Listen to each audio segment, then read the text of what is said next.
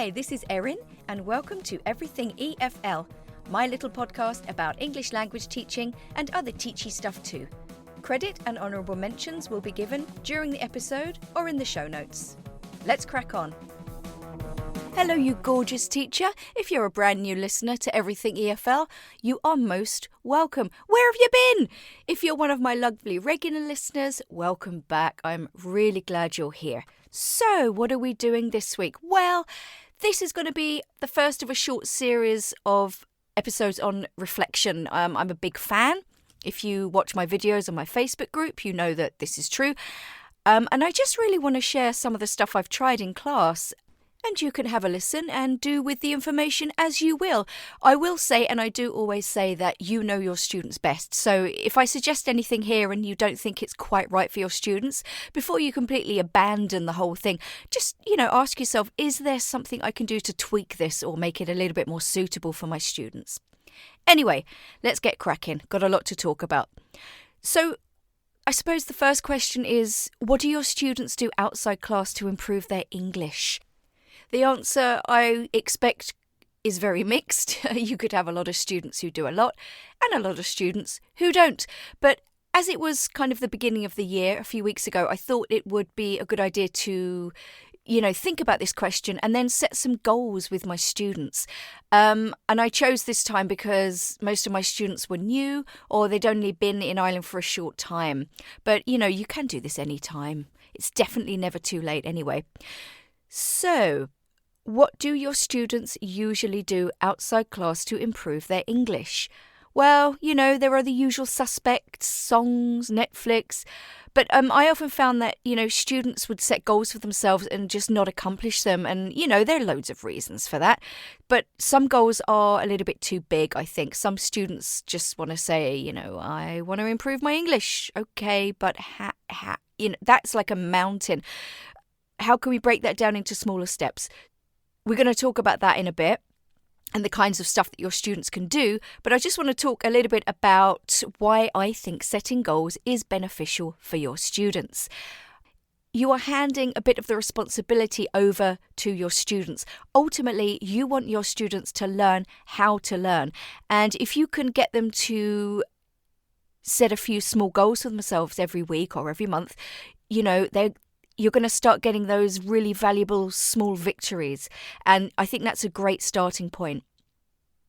I think also that if they set the right goals and if they accomplish or partly accomplish them, that small victory can lead to that warm glow of achievement, which in turn, creates a positive feeling, which in turn creates that self-esteem, and which in turn creates that growth in confidence, which in turn creates the big one, the shift in motivation. And also doing this kind of thing as a class, it creates that community. Students can share their experiences, they can give advice, they can share their success stories. It can be collaborative that way.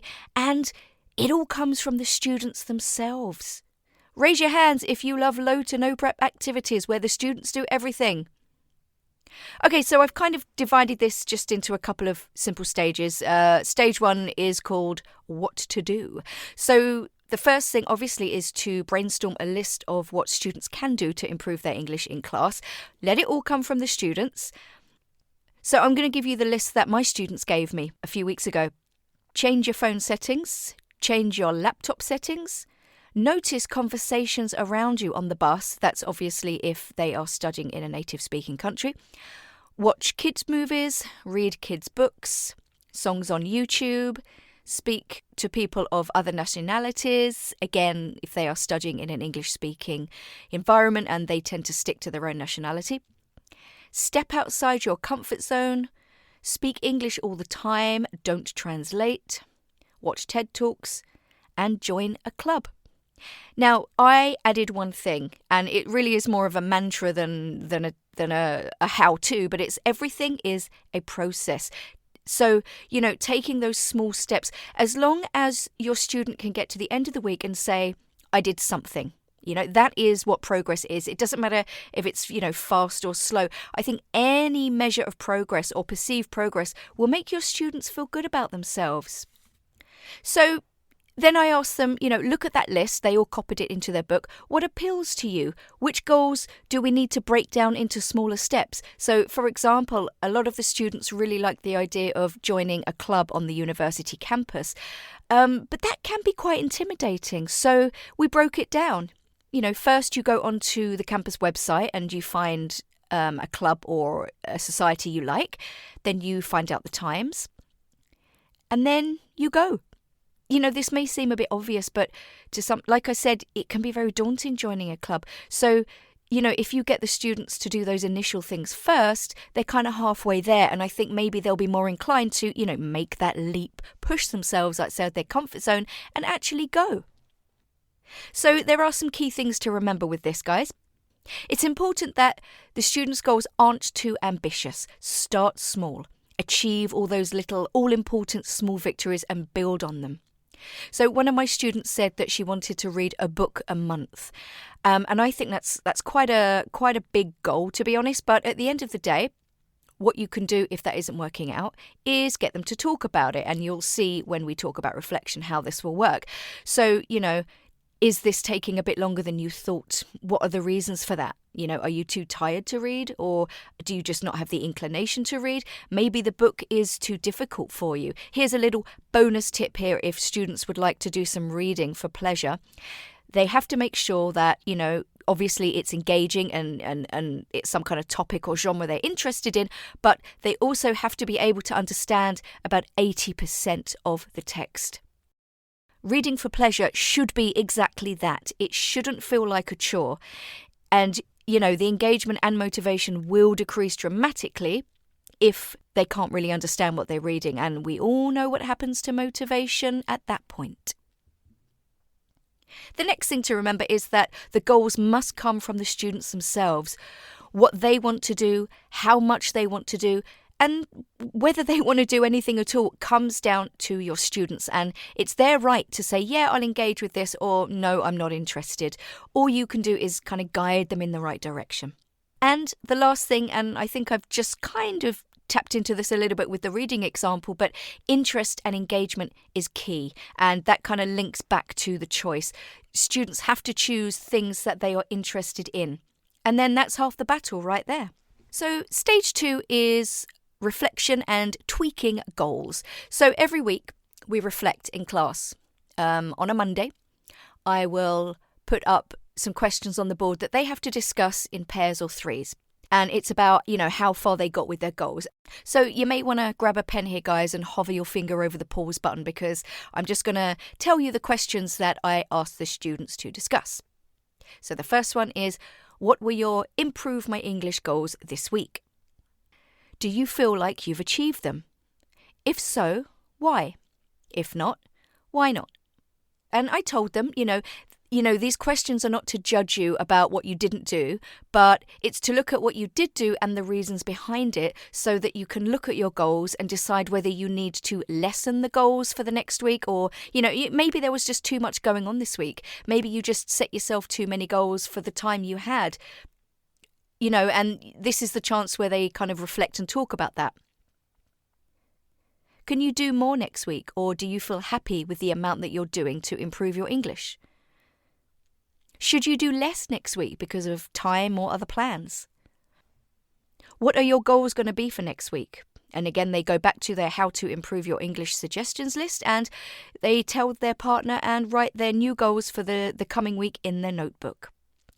So I tend not to butt in too much. I kind of monitor lightly and help if needed.